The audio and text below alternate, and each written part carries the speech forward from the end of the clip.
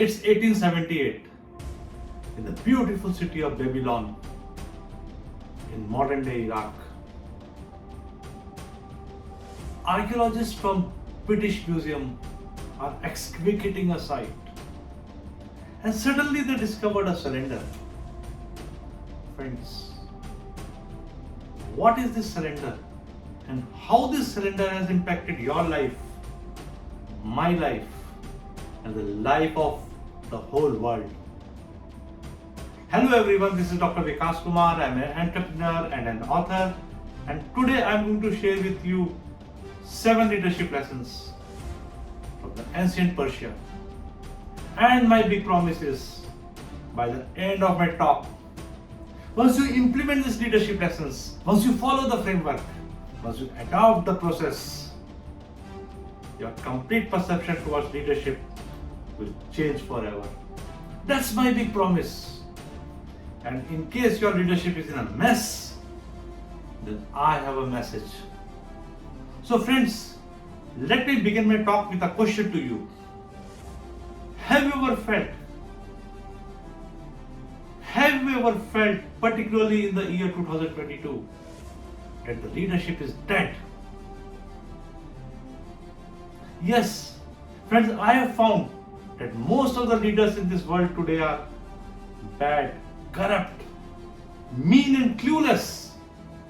So whether we talk of politics, whether we talk of corporate world, whether we talk of general society, the leadership is really dead.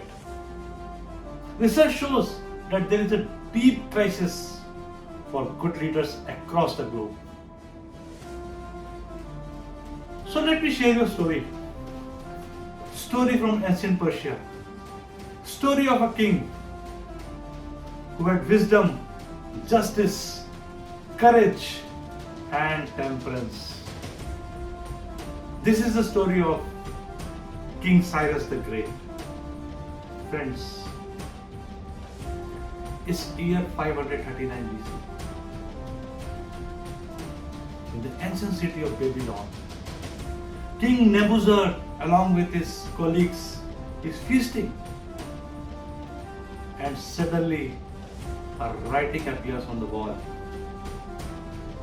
Which says, Mene, Mene, Tekel Uparsin, which meant your downfall is about to come. Friend, that day, in fact that night, King Cyrus took over Babylon without any bloodshed. He freed all the slaves and he distributed all the things among the natives of Babylon. So let me share you 7 leadership lessons that we learned from the ancient King Cyrus the Great. Friends, the first is, the followers are motivated with their self-interest. Yes friends, that is the truth.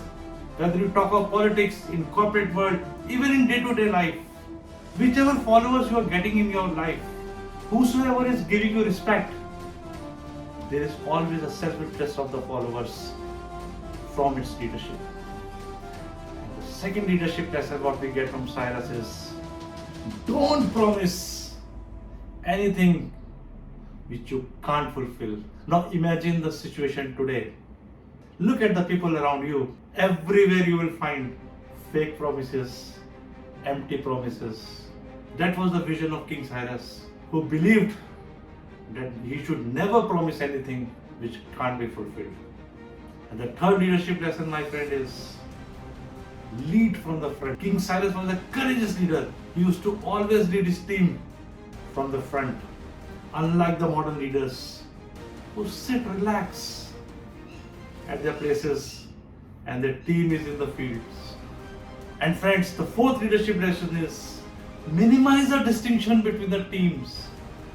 Friend, this is the biggest problem we find today across the society, in the corporate world, in the politics, where there is a lot of division between the people. There is no cohesive group. In corporate world, you see there is a separate cabins for managers, separate cabins for the leaders, separate cabins for the top end. Even the canteens are different, even the parking places are allocated. Now these type of things Cyrus believed should not happen. Like he used to treat all his comrades, all his army at an equal level. And friends, the fifth lesson which we get is share the fruits of victory generously. King Cyrus was a great giver.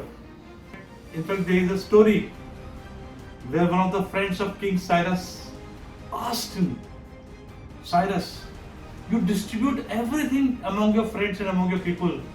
Had you not distributed so much, today you would have been one of the richest men. You know what Cyrus did? He called his soldiers and said, go to my friends and say Cyrus needs money. Please give whatever they can.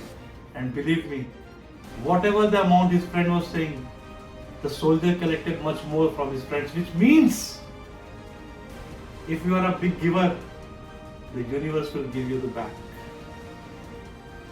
Friends, the sixth lesson from Cyrus the Great is emphasis on physical fitness. King Cyrus believed in physical fitness, whether it's his army or his horses, his camels. Always he used to ensure that before any breakfast, before any lunch, his team will get proper exercise. He believed in physical fitness. And friend, the seventh leadership lesson is focus on innovation.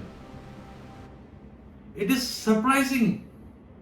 It may be hard to digest, but over 2005 years ago, King Cyrus was thinking of innovation. And let me give you a few examples.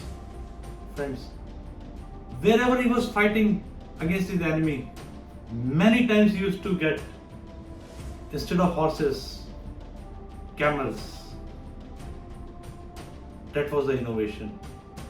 He modified his chariots. He modified his army structure. He modified where will the person be standing on the chariot. He modified the wheels of the chariot to make up bigger wheels. He even had a broader chariots so that it can give more stability. Now that's the innovation. Just imagine the vision of Cyrus. So let me share you all the 7 learnings what we get from King Cyrus. Number 1, take care of your team. That's the foremost thing. Number 2, honor your words, honor your promises. Number 3, be courageous. Number 4, be a team leader. And number 5, be generous. And let me give an example, my friends.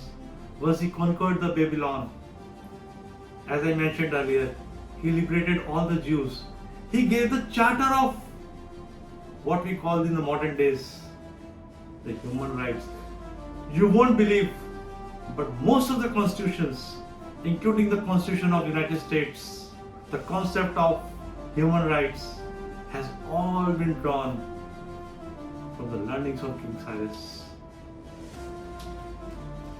And the number 6 point, be physically fit. Be a fit leader. Final learning is be an innovative leader.